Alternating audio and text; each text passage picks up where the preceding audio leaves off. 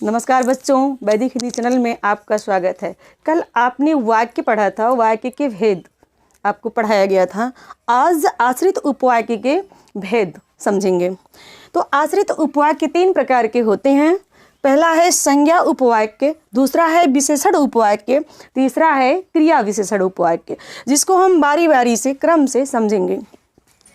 संज्ञा उपवाक्य, किसी वाक्य में जो आश्रित उपवाक्य मुख्य उपवाक्य की संज्ञा के स्थान पर आते हैं उन्हें संज्ञा उपवाक्य कहते हैं।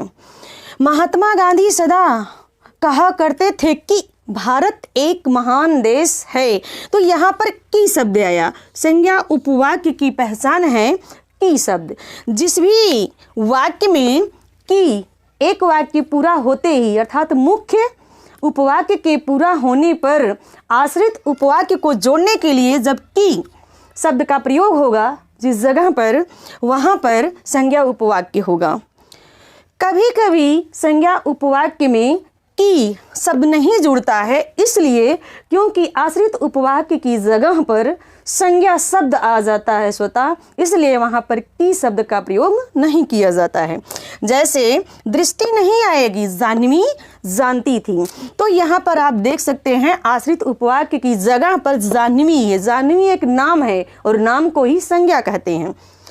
यदि संज्ञा उपवाक्य के आरंभ में यहाँ लिखा गया, आप पेन कॉपी उठाएंगे, नोट्स बनाते जाएंगे, आता है तो इनके साथ की का प्रयोग नहीं किया जाता है। जैसे देखो, आकांक्षा जानते हैं कि सृष्टि को ही पुरस्कार मिलेगा, ये कर्ता के स्थान पर प्रयोग किया गया है। अर्थात हम कह सकते हैं कि संज्ञा उपवाक्य कर्ता के स्थान पर भी प्रयोग किए जाते हैं और कर्म के स्थान पर भी प्रयोग किए जाते हैं। जैसे गुरुजी कहते हैं कि वे प्रवचन देंगे कर्म के आधार पर। अगला हम देखेंगे विशेषण उपवाक्य।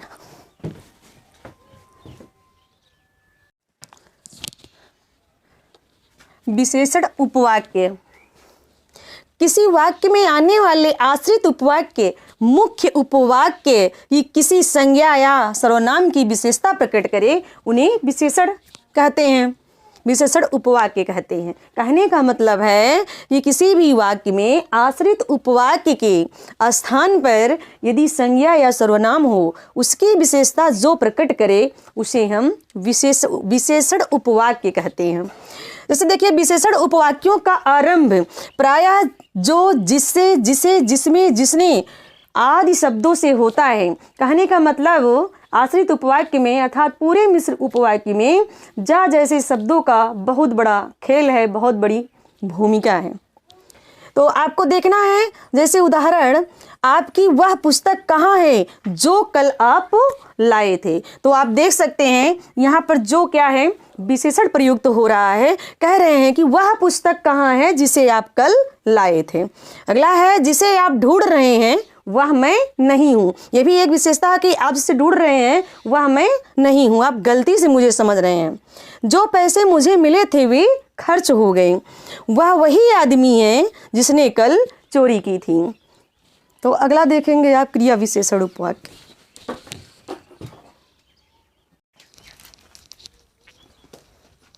क्रिया विशेषण उपवाक्य, किसी वाक्य में आने वाले जो आश्रित उपवाक्य मुख्य उपवाक्य की क्रिया की विशेषता बताए उसे क्रिया विशेषण उपवाक्य कहते हैं। जैसे ज्यों पढ़ने बैठा त्यों बिजली चली गई। कहने का मतलब है क्रिया विशेषण का मतलब क्रिया की जो विशेषता बताए वही तो क्रिया विशेषण है, लेकिन यहाँ पर आश्रित उपवाक्य की जो मुख्य उपवाक्य क्रिया की विशेषता बताए उसे आश्रित मुख्य उपवाक्य कहते हैं। तो जैसे जब घंटी बजी फोन उठा लिया गया, बजने क्या क्रिया क्या विशेषता, जैसे घंटी बजी, जब घंटी बजी फोन तभी उठाया गया। क्रिया विशेषण उपवाक्यों के भेद, क्रिया विशेषण उपवाक्य 5 प्रकार के होते हैं।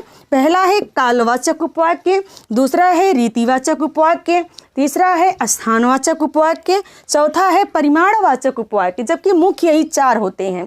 5वां दे दिया है कारणवाचक या परिमाणवाचक उपवाक्य। तो एक एक के जो सूचित शब्द होते हैं, जो आरंभ में शब्द आते हैं, उसको हम बता रहे हैं आपको। जैसे कालवाचक, काल का मतलब ही होता है समय, जहाँ पर जो है क्रिया के किसी भी कार्य के करने के समय का बोध होता है उसे कालवाचक क्रिया विशेषण कहते हैं। जैसे जब, तब, कल, परसों, अवधि हो गया आदि। कहने का मतलब जब मैं लखनऊ था या थी तब मेरे पिताजी वहाँ गए थे, एक वाक्य बन गया। ऐसे वाक्यों में क्या होगा? कालवाचक। ऐसे वाक्यों का आरंभ जो है आश्रित उपवाक्य की जगह पर जब, तब, कल, परसों अर्थात समय, बजे इत्यादि का चीज आप जानते हैं, उसको समझ जाएंगे। अगला है जैसे रीतिवाचक। तो रीतिवाचक का जो भेद है जैसा, जैसे, जैसी, वैसे, वैसी, तैसे, अर्थात हम कह सकते हैं रीतिवाचक उपवाक्य ऐसे उपवाक्य जिसमें किसी भी कार्य के करने का ढंग, तरीका का बोध हो, उसे रीतिवाचक उपवाक्य कहते हैं। रीति का मतलब ही होता है तरक, तरीका या ढंग। जैसे, जैसा सोनू कहता है उसकी पत्नी वैसा ही करती है। आजकल ये फेमस है कि पत्नी का कहा करते हैं लोग तो बहुत दोषी ठहराए जाते हैं। तो ये एक वाक्य इस तरह बन गया। अगला है स्थानवाचक। स्थानवाचक जहाँ पर जो क्रिया किसी भी स्थान की विशेषता प्रकट करे वहाँ पर क्या होगा? स्थानवाचक क्रिया विशेषण होगा। जैसे जहाँ होने के कि आप कहाँ हो तो बताएं हम लखनऊ है, दिल्ली है, बनारस है। तो कहाँ किसका द्योतक है? स्थान का द्योतक है। किसी भी स्थान का नाम क्या है? स्थानवाचक है। आगे है परिमाणवाचक। परिमाण का मतलब ही होता है मापतोल। परिणाम का मतलब क्या होता है? मापतोल। जहाँ पर मात्रा का बोध होता है ऐसी क्रिया विशेषण जहाँ पर किसी भी क्रिया के मात्रा का, माप का, तोल का बोध कराए उसे हम क्या कहते हैं? परिमाणवाचक क्रिया विशेषण कहते हैं। जैसे जितनी चीनी थी उतनी मैंने चाय में डाल दिया। अगला है दूध में कुछ पड़ा है। जैसे दूध में कुछ पड़ा है तो कुछ क्या है? मात्रा का द्योतक है। कार्य, कारण या परिमाणवाचक, इसके ऐसे शब्दों का जो आरंभ होता है वो यद्यपि, तथापि, यदि, तो, क्यों, की, ताकि आदि शब्दों से होता है। जैसे यद्यपि मोहन पढ़ा होता तो परीक्षा में अच्छा अंक लाता। तथापि, जैसे यदि आप जाएंगे वहाँ तो आपको सफलता जरूर मिलेगी। अगला है कल मोनिका नहीं आएगी क्योंकि उसकी मम्मी घर नहीं है। तो ऐसे ही आप वाक्य बना सकते हैं। तो मिलते हैं किसी और वीडियो के साथ। तब तक के लिए आप स्वस्थ रहें, मस्त रहें, पढ़ते रहें। जय हिंद, जय हिंदी।